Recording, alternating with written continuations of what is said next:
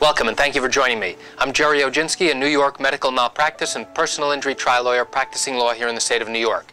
Today's topic is about the straight truth about lawyer fees and how much attorneys charge in accident cases and in medical malpractice cases here in the state of New York. How much do you charge? And are you the same as any other lawyer that I call in New York? The answer is yes. In New York, attorneys that handle accident cases and medical malpractice cases charge something called a contingency fee.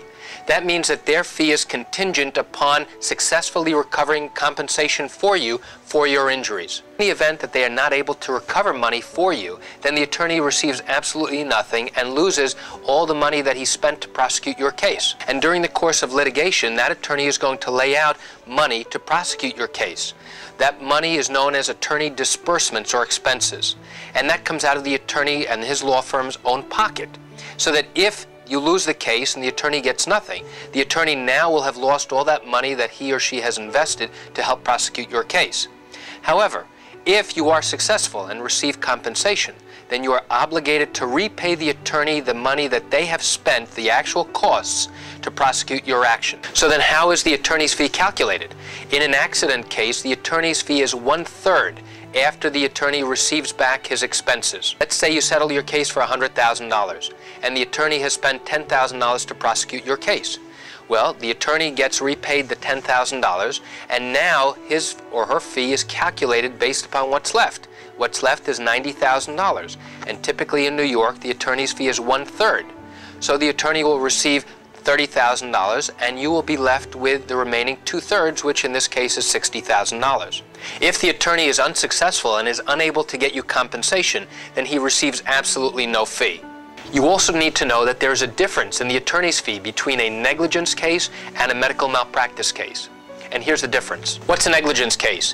Cases involving car accidents, bicycle accidents, any type of accident case where there's been carelessness causing injury to someone, that is known as a negligence case. Medical malpractice cases are a bit different. Those involve claims against doctors and hospitals for improper medical care resulting in injury. Negligence case in New York, the attorney's fee is 1/3 after the attorney has been reimbursed for their own expenses. Now, how is that different than a medical malpractice case? In a malpractice case, the lawyer's fee is less than in a car accident case or in a trip and fall case or in a dog bite case. Well, many people ask, why is it less?